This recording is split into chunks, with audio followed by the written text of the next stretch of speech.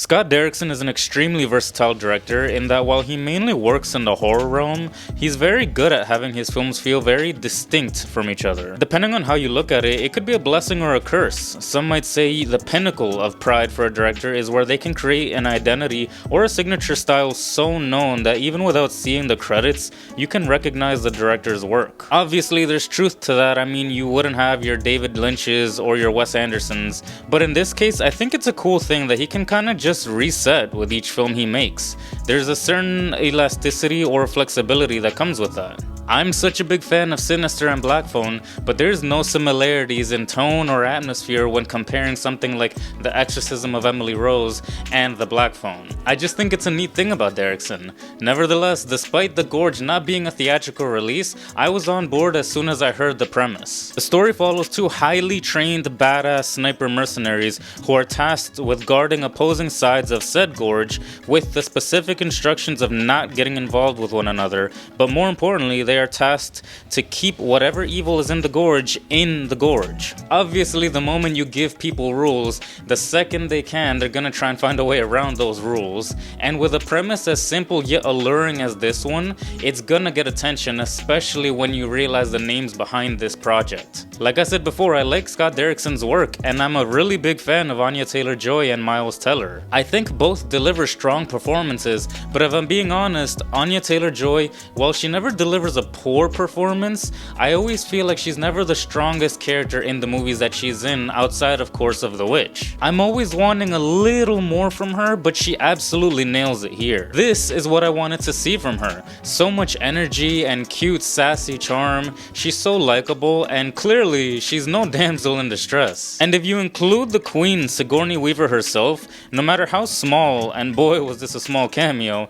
I just love that she was here, because in the actual narrative her character, let's be honest, was kinda stupid, and in general was the least interesting character, mainly because she didn't do anything. Maybe some more screen time and connection to the story would have done her some good, but nevertheless, I can never complain when seeing her on screen. One of the best things about this film is that despite it having a very simplistic plotline, it actually manages to juggle more genres than most other movies. And not only that, but it actually does a good job at balancing them. Sure, there's plenty of movies that try and tackle the daunting task of juggling more than two genres, which tends to be the safe number, but rarely do they feel fluid and kinetic. It tends to be more nauseating and underdeveloped because it's a hard thing to do to be able to juggle more than two genres. That being said, Scott absolutely understood the assignment and made horror, romance, action, sci-fi, comedy all balanced perfectly.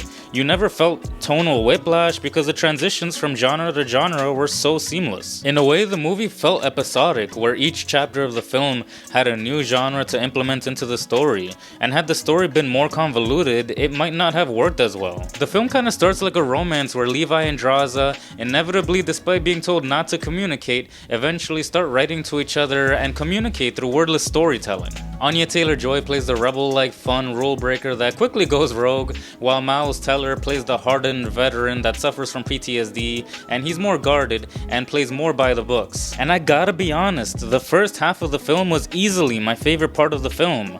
Getting to see these two characters flirt and create a bond, it was so cute and engaging and funny, their chemistry was so peak, and if I'm being honest, I could have watched the whole movie of these two just playing games together and doing target practice to see who was the better shot. I adored the birthday sequence where it really shows how much you ship these two. Anya Taylor-Joy and Miles Teller's chemistry is flawless, no notes. There's a version of this film where they never actually get to meet and interact face to face, and I think it would have been just as good because they already know each other so well by the time that they actually do get to meet. And despite the light, sensual, fun tone of the first half, there's also good character work there too. It was crushing to see Draza mark the calendar on February 14th because this movie reminds you there's dark shit in this movie too. And all it takes was a simple throwaway line with her dad saying, "You give the shame to me and you move forward."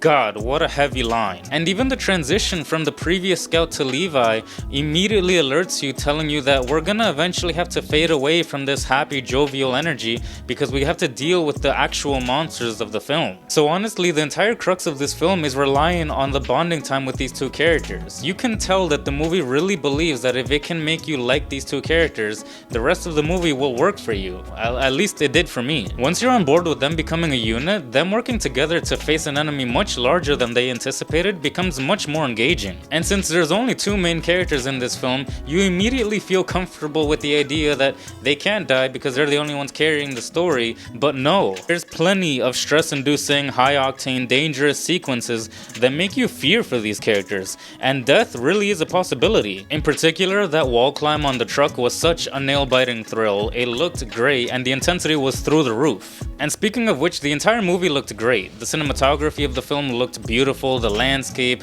the grandness of everything looked so awesome. It really helps make you feel like these two are the only two people on Earth. It augments that desolate tone that the film is going for, and it emulates what it feels to be like in like a Last of Us series. In the second half, the environment felt very murky and a good contrast to the dry, cold atmosphere that we had been used to in the first half. In terms of the action-y portion of the film, the battle sequences were kinetic, the choreography looked great, and it didn't feel lazily edited in terms of landing hits and things of that nature. Also, the creature designs looked unique and inventive, which was really cool, especially when considering that this was a straight-to-stream film.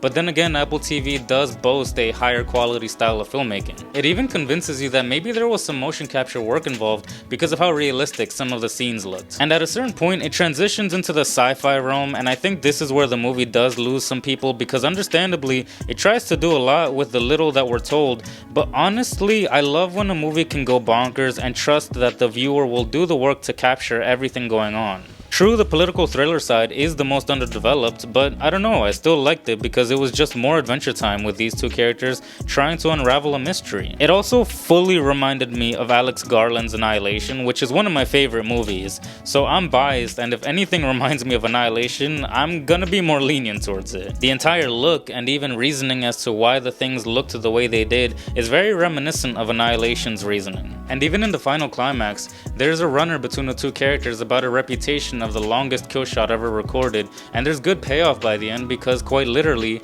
it relies on both of them proving their skills as snipers for their audacious plan to even work. Having a cute, hopeful ending like that is just wholesome as hell because of how much you like these two characters. And I'm of the opinion that this film does its absolute best to please the most amount of different tastes because most likely there will be at least one thing that you do like in this film. It's very accessible to so many different types of audiences because of how diverse the movie is. And because of that, I can forgive some of its shortcomings. Like personally, I think Miles Teller does a fine enough job, but the way his character is written, he's not allowed that much flexibility, or rather he's restrained from showing charisma or personality the way we're used to seeing in his other roles. He tends to be very animated and lively, which is what we're used to seeing in his other roles, while here he's more rigid and stoic, which it's not his fault, and it's not really a writing issue either, it's more of just a preference thing. And as much as I love Sigourney Weaver, it really just feels like they included her for the attention her name brings. Because of how small the role is, it literally could have been anybody else and it would have made no difference. But since they did hire Sigourney Weaver, I wish they would have made her character an actual character. And while the movie by no means needs this, I would have liked to see an actual arc with these characters individually. Like, from the beginning we know that Levi has PTSD, but by the end it kind of just vanishes. He doesn't really deal with it, or we don't really get it mentioned again. And Draw's arc ends after Valentine's Day, so there's that. But overall, this film is a blast. It has enough sauce that it makes me think I'll likely want to watch this again in the future. But that's it for me. I'd appreciate a thumbs up, subscribe, and sincerely yours, Anthony.